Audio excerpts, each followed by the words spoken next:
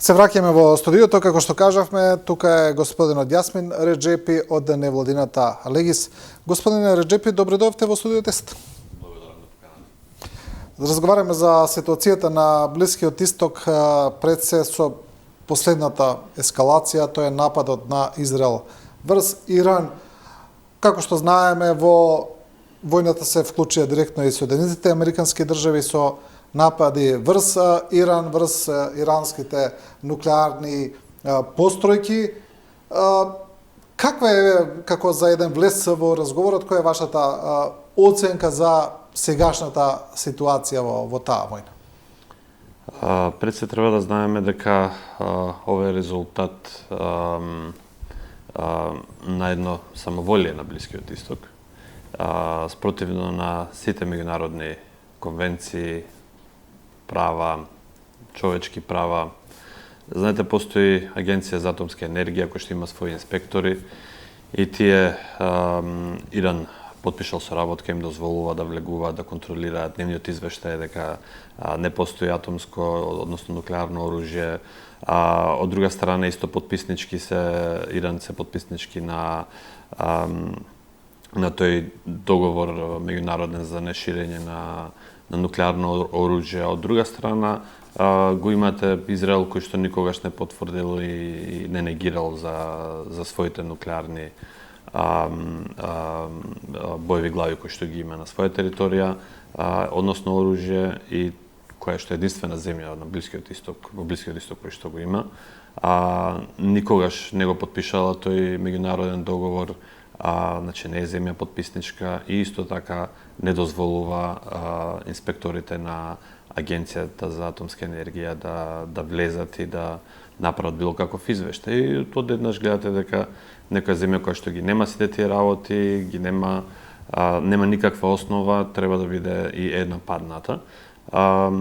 Пред се треба исто така да знаеме дека овој напад од страна на Израел врз Иран е како една димна завеса и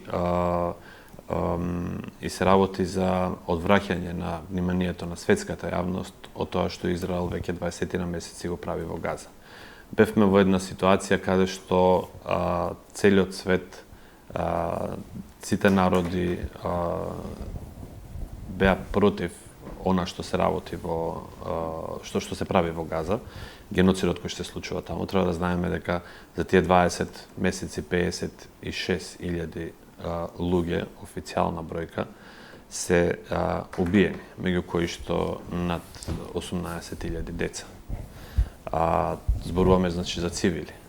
Граѓаните од целиот свет се крена против тоа, организираа маршеви, се организираше флотила, се организираше пристигнување за протести во Египет преку Каиро аеродромот. Од друга страна имавме протести од страната на внатре во Израел, значи луѓето кои што се против војната воопшто, отидоа и стигнаа малтене до границите со Газа, марширајќи, протестирајќи.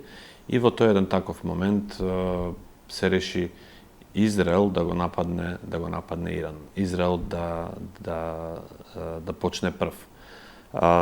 Последиците од, значи, гледаме која е целта на вакво нешто, но имаме и последици. Последиците може да бидат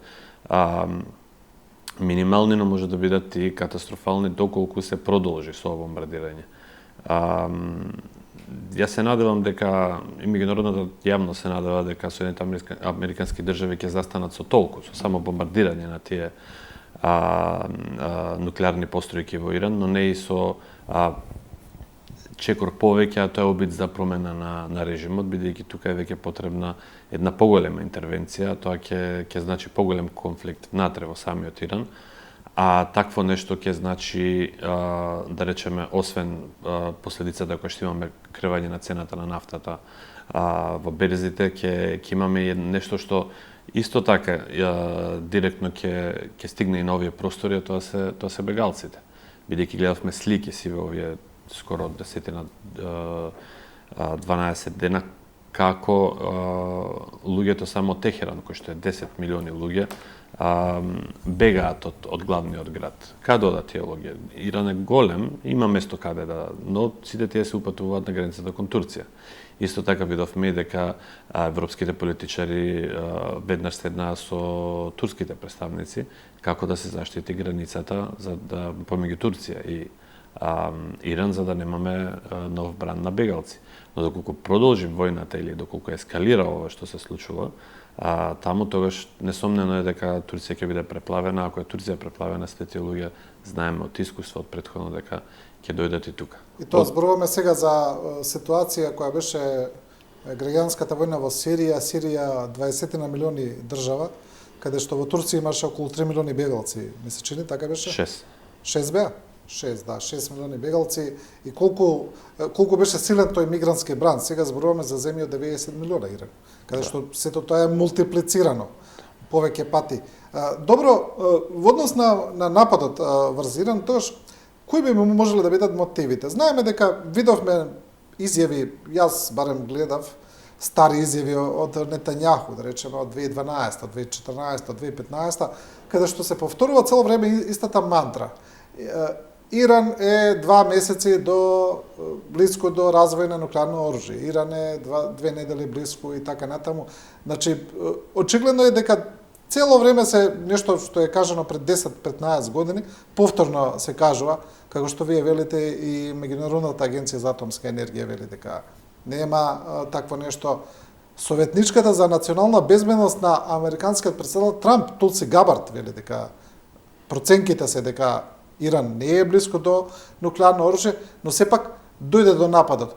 Тогаш, кои би биле мотивите? Вие го кажавте едниот во однос на Газа, вртење на вниманието, веројатно тоа е дел, но со вклучувањето на Соединетите американски држави, очигледно е дека се работи за една многу поголема геополитичка игра. Една од целите кои не ги не кријат Израел и САД е дека сакаат смена на, како што велат, режимот во Техеран. Дека тие сакаат промена да дојде во Иранот натре. Тоа што го спомнавте дека се зборува за една мантра или за еден наратив кој што се повторува во годините назад, имаме две насоки. Едната е во тоа дека истиот тој наратив се зборуваше за Ирак, истиот тој наратив се зборуваше за Сирија, истиот тој наратив се зборуваше за Либија.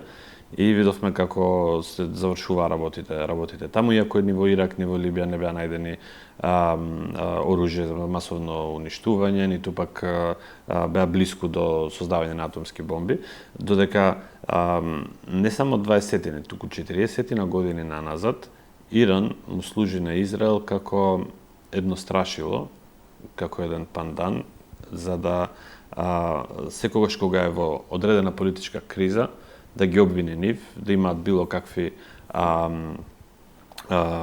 судири меѓу нив, за да може да се изведат од одредени работи кои што се врзани, значи како што реков ова со Газа. Но ако се вратиме на првото, ќе видиме дека токму со таквите наративи, всушност кои што се повторуваат, Израел ја обезбедува својата надмок на Блискиот Исток, посебно врз земјите во кои што не можеше да инсталира своји луѓе за да бидат диктатори и да ја држат власта. И токму ова е целта и во Иран, да се успее да се промени власта, да се стават луѓе кои што ќе бидат власт, значи која што ќе биде полтронска, која што ќе биде заштитничка кон Израел, и тоа ќе создаде еден поширок круг на безбедност околу Израел, за да може да ги развива своите планови во иднина. Да, значи сепак тоа би било за цел да бидејќи и воените експерти и аналитичари цел време укажуваат дека копнена интервенција рече се исклучена во поглед на Иран и во поглед на големината на земјата и во поглед на географската поставеност на земјата и на географските предели внатре во неа, во однос на дека е планинска земја, обкружена со планини, огромна е, многу народ, дека тоа е исклучено. Значи, гледаме дека и Вашингтон и Тел-Авив велат дека интервенцијата ќе продолжи. Се уште, значи ќе продолжат со бомбардирање.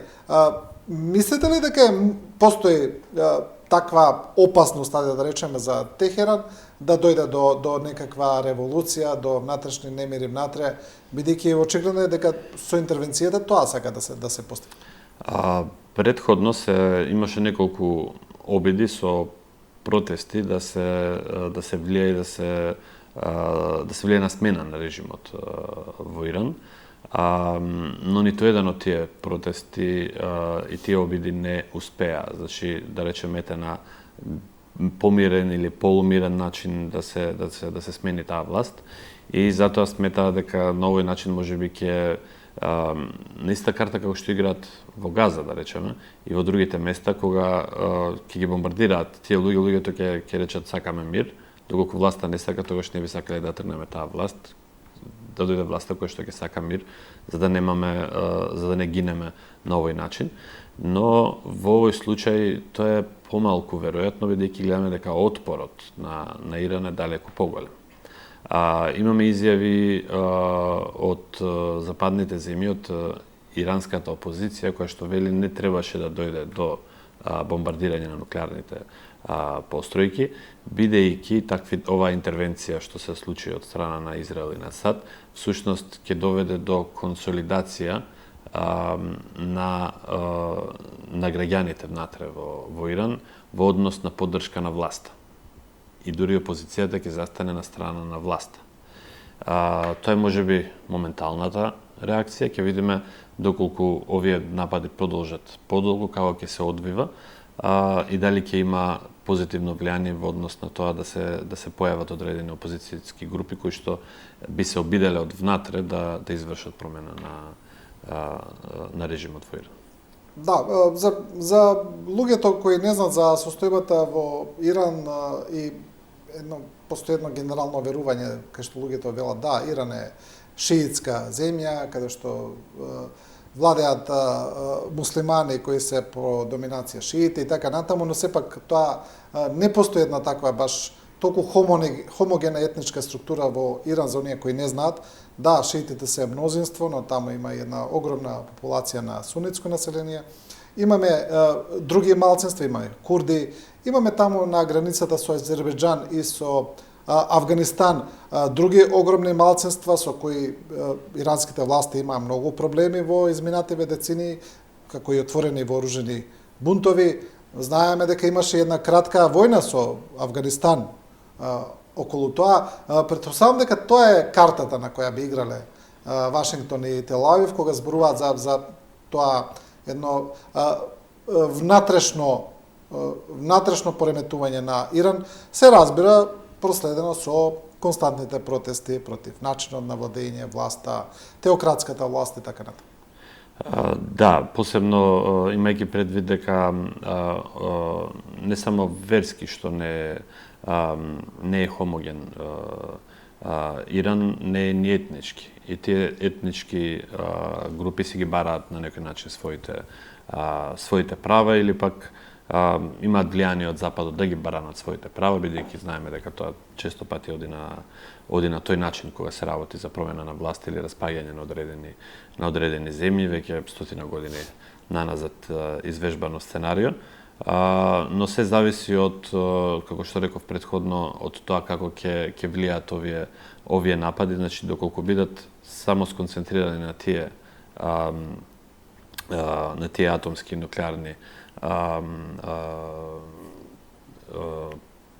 постројки и без да има цивилни жртви, тогаш можеби и ќе се прочита тоа на тој начин, но доколку имаме и голем број на цивилни жртви, тогаш народот секако дека ќе застане, ќе го добие тој дух на заедништво и на одбрана и ќе биде многу тешко да се поттикнат овие групи да направат нешто.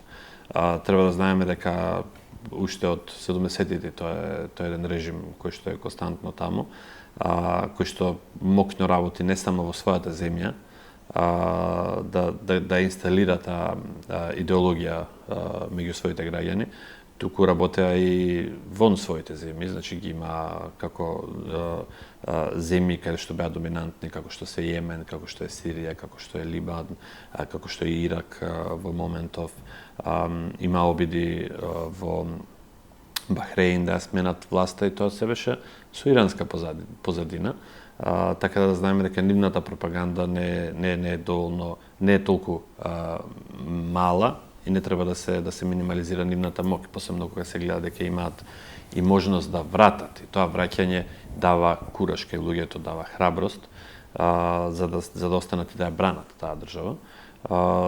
Се зависи од времето дали ќе успеат западните сили, односно конкретно Израел и САД да извршат влијание во тие групи за да направат нешто повеќе. Да, тоа е секогаш отворено прашање кога има ваква надворешна интервенција, тоа веќе не е само воено, туку и социолошко, психолошко прашање во однос на тоа кога постои надворешен непријател, дали тој понатаму ќе успее да го деградира, дефрагментира општеството како што сакаат или ќе предизвика посилна хомогенизација на општеството. Тоа се отворени прашања при вакви воени интервенции кои се изучуваат од науката. Во однос на Иран сакам, да, вие ги спомнавте иранското влијание во целиот тој еден блискоисточен регион кој беше доста силно, но кое на некој начин Израел успеа да го амортизира со последните интервенции пред се во Либан против Хезболах и со тргањето на Башар ал-Асад од власта во Сирија. На некој начин тука Израел успеа да го отргне, да го отстрани тоа иранско влијание тука непосредно на своите граници. Па гледаме дека и во таа официјална реторика на Израел во однос на нападот врз Иран, тие велат, ние не ја отстрануваме само опасноста врз Израел, туку и опасноста која Иран го прави врз своите арапски соседи. Ние го ослободуваме, под наводници, нели, целото арапско полуострово од влијанието на Иран. Тоа е израелска пропагандна реторика, се разбира, но постои тука една вистина дека и односите на Иран со своите не само арапски соседи, туку и во односите со Турција, Азербејџан, Афганистан, со сите соседи, не се баш толку добри. Постои една силна борба за доминација, да речеме, на Блискиот Исток помеѓу Иран и Саудиска Арабија, да речеме, па и Турција, може да се каже. Да, која е разликата на Блискиот Исток? Значи, имаме доминантно арапско население и повеќе арапски држави. Иран е се персици, односно фарси и мешавина од други соседни народи. Тие се наследници на една сосема друга персиска империја. Ривалитетот бил помеѓу персиците и арапите. Арапите ги победиле некогаш персиците со враќање на со доаѓањето на овој режим во Иран се прави враќање на славата на таа Персија и на некој начин таа пропаганда дека сега повторно ќе се врати таа славата на таа империја назад.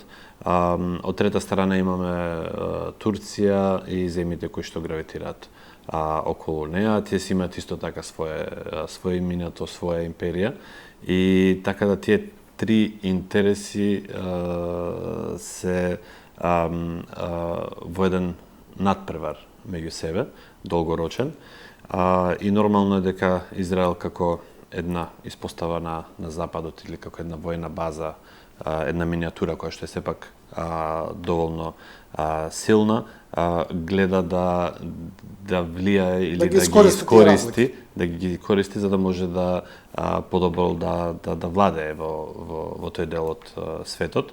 И исто така гледаме дека всушност кога одредени проектили на Иран беа упатени кон Израел, дека Јордан, дека Саудиска Арабија ги пресретнуваат тие проектили. Гледаме дека сега новата влада на Сирија го отвори своето небо за израелските авиони, што значи дека навистина тие арапски држави и имаат такво едно размислување, дека Иран навистина представува опасност не само за Израел, туку и за самите арапи и за сунитското мнозинство кое што е на Блискиот Исток. Но од друга страна треба да знаеме дека доколку сега или на овој начин падне таа контратежа од страна на Иран, треба да знаеме дека следна земја која што ќе биде озбилен противник на Израел ќе биде Турција. А тоа е веќе отварање на сосема нови поглавја на непријателства и на конфликти на Блискиот Исток, кои што никој не би сакал да дојде до такво нешто, посебно бидејќи знаеме дека Турција е членка на НАТО, но и без разлика што е членка на НАТО, имаме ситуации каде што самото НАТО не реагира во однос на заштита на Турција која е членка на нејзина, или доцни со одредена помош, воена помош, како што беше кога беше ситуацијата со војната во Сирија против ISIS и така натаму, каде што Турција требаше да се одбрани од тие закани.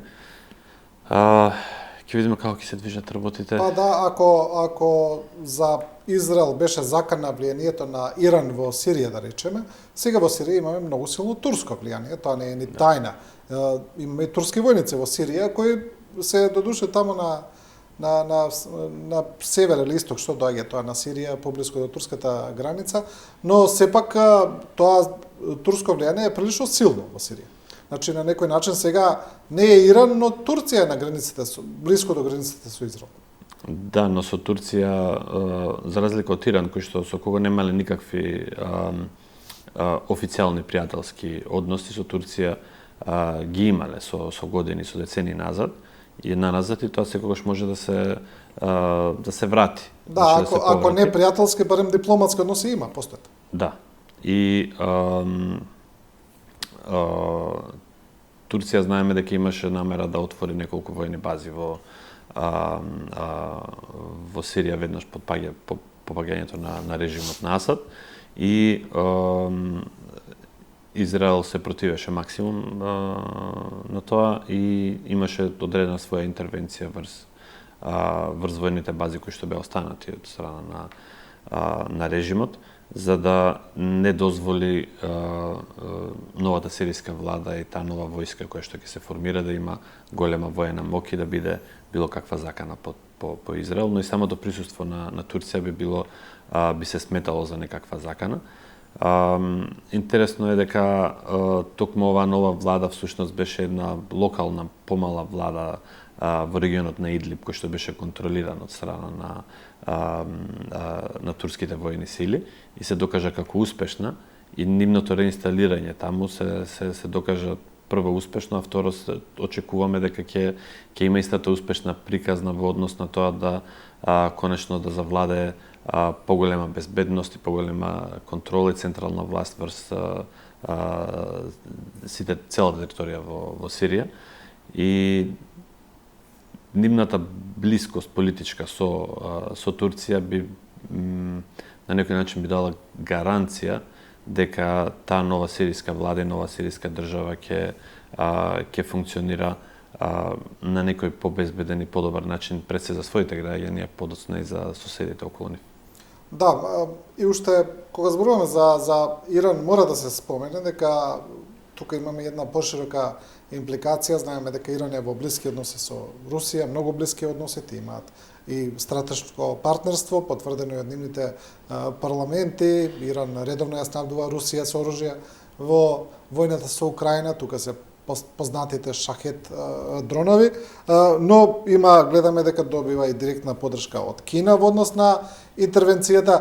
Имаше и некаква неофицијална информација дека и кинески авиони слетале во Иран како некаква помош, не знаеме дали тоа е точно, но сепак Русија отворено кажува дека за нив е неприфатливо да дојде до смена на режимот во Техеран и дека тие веројатно ќе се обидат да го одржат. Бидејќи ја спомнавме и ситуацијата со бегалците, рутата, но има уште една рута, тоа е Азербејџан, која веќе доаѓа на директна граница со Русија, доколку и натаму тргнат бегалци од Иран, но на некој начин, доколку дојде до промена на режимот, ќе се инсталира и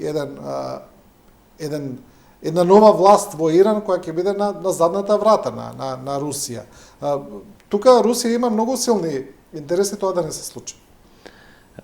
Да, без разлика на руските интереси да не се случи такво нешто, Тоа што го гледаме, освен осудите во Генералното собрание на Обединетите нации, и не гледаме дека нешто на вистина поголемо прават, ниту Русија, ниту Кина.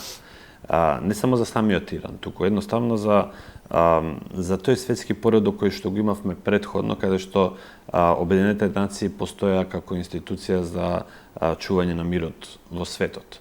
Нивната недоволна реакција и некористење на тие механизми и оставање на, да речеме во овој случај, на Иран на цедило, гледаме дека тоа се движи во една погрешна насока. Што значи сојузништво? Не е сојузништвото само иранските дронови да додат во Русија за да може да се употребат во Украина. Сојузништво е кога има за цел Израел да нападне земја која што е 100 пати поголема од него, американските носачи на авиони доаѓаат блиску и реагираат. А ние го гледаме тој наратив уште пред неколку месеци, имавме слични бомбардирања и сличен краток, слично вакво сценарио кој што гледаме сега беше само пократко.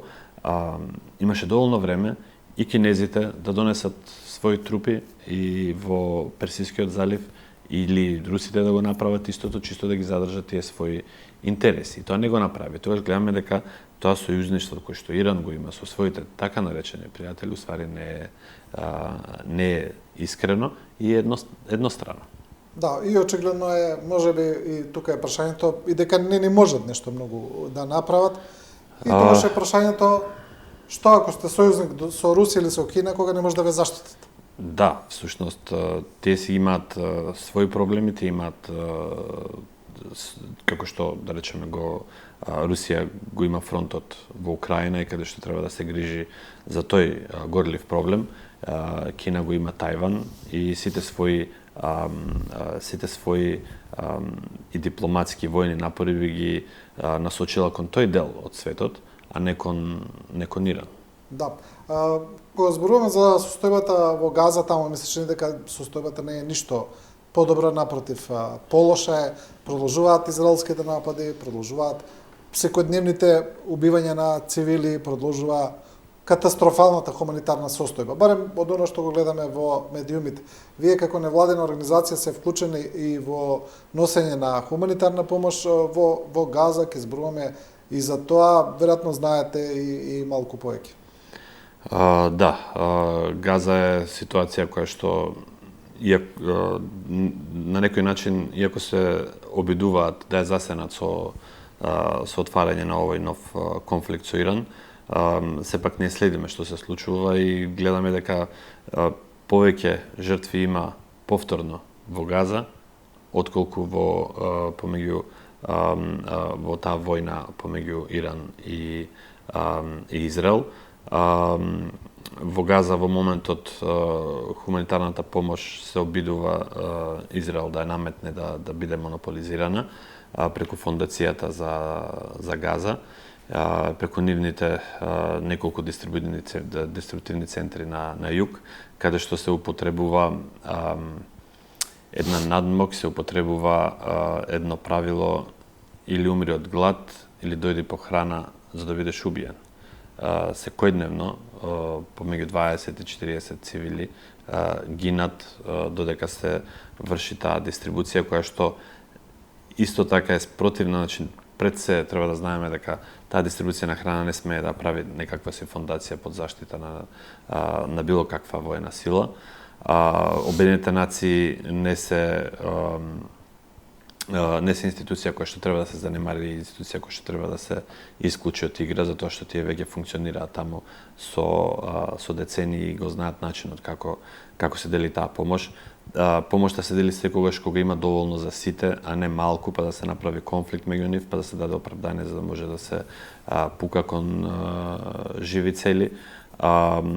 Имаме ситуација каде што од друга страна влегуваат залихи со брашно од Јордан преку Израел во Газа и истите камиони дури не можат ни да стигнат до средината и до северот на Израел, затоа што народот е веќе дури под ниво, некое минимално ниво на најниско ниво на глад, тие се дури под тоа. Значи, прегладнети се.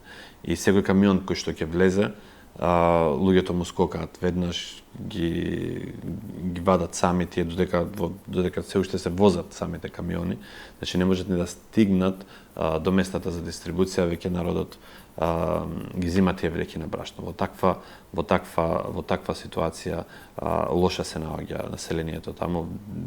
Имаме десетици деца кои што се умрени од глад, да не зборувам за тоа колку пациенти се умрени поради тоа што немаат можност да бидат лечени во болниците, затоа што нема струја, струјата се обезбедува преку гориво, горивото не пристигнува, да не зборуваме за тоа и дека истите тие болници биваат напаѓани, гранатирани со самите пациенти, со докторите. Внатре имаме се уште доктори кои што се во израелските затвори, кои што не се пуштени.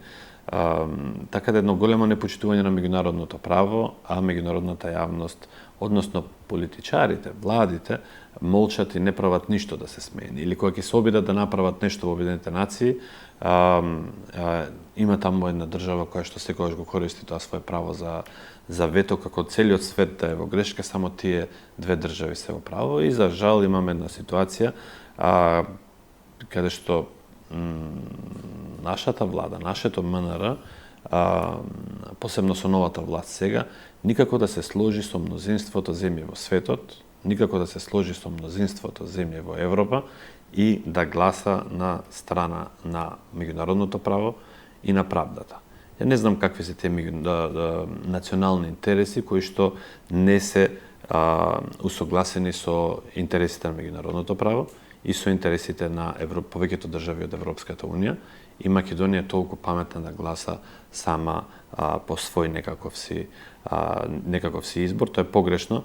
Тоа не е ставот на нашите граѓани. Нема ниту еден граѓанин во оваа држава кој што не се згрозува од геноцидот кој што се прави во Газа. Не можеш да бидеш да го поддржуваш геноцидот во Газа и истовремено поддржуваш меѓународното право, бидејќи тоа е оксиморон. Тие работи две не функционираат и затоа треба да биде јасна и определбата на нашето МНР и на нашата влада на која страна се.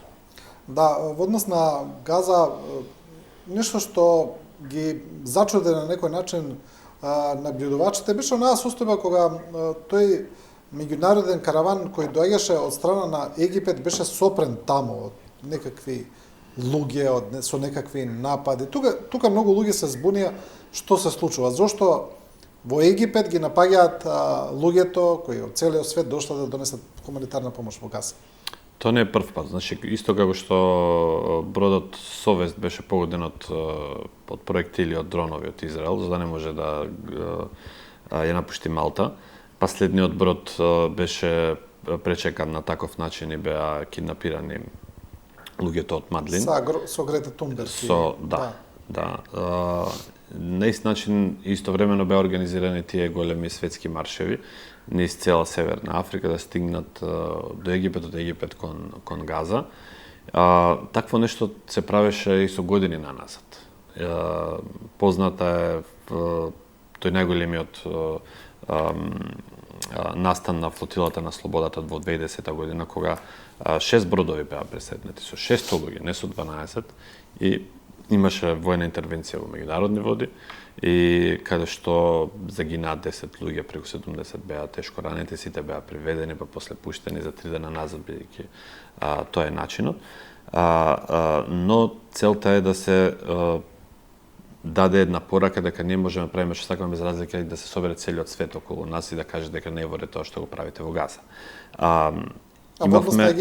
Имавме значи ситуација каде што имавме исти такви маршеви, исти такви каравани со стотина возила кои што влегуваа во Газа пред 2010 година, но после 2010 година Египет под влијание на Израел реши да не дозволи ниту еден од тие каравани да влезе, ниту еден од тие маршеви да се остварат на нивна територија. И затоа ги користеа сите своји механизми и начини да ги сопрат оние кои што беа на нивната граница, оние кои што веќе беа дојдени во Египет, да бидат најдени нивните позиции, места за протест и за собири да бидат разбиени, да се пуштат луѓе во цивилка кои што се на власта, за да може да направат неред тамо и после еден по еден да бидат депортирани повторно во своите земји. Дури луѓето кои што доаѓаат, да речеме, од Европа со летови од европските држави, не им беше дозволено да влезат на аеродром, туку веднаш беа враќани во авионите и депортирани назад кон Европа. Затоа и рековме дека одредени арапски земји околу Израел се сојузници на Израел и го штитат максимално од се што било каква нелагодност кој што тие сметаат дека е за нив. Значи Газа не е блокирана само од Израел, туку е блокирана и од Египет, од другата страна. Да, имаме еден дел на југот кон Рафа кој што порано во времето на Мубарак имаше и тунели, имаше начин како да влезе било каква помош. Но со промената на власт и доаѓањето на Сиси како председател на Египет и како искрен пријател на Израел и нивен полтрон, сите тие тунели беа затворени, уништени и никаква помош не влегува освен со одобрение од Израел, бидејќи има еден коридор кој што се вика Филаделфија, кој што, иако тој дел на Газа граничи со Египет, има еден договор од војната од пред 40 години, дека тие мора Израел мора да го контролира тој дел, значи како некој вид на тенка тампон зона, и поради тоа не може Египет сам да одлучи што ќе влезе од Египет во Газа, туку повторно одлуката е на страната на Израел. Да. Добро, господин Реджепи, ви благодарам за овој интервју. Ви благодарам вам на поканата. И со овој разговор со Јасмин Реджепи го завршуваме и ова студио 10, почитувани гледачи. Ви благодариме на вниманието и на довербата. Останете со програмата на телевизија 24.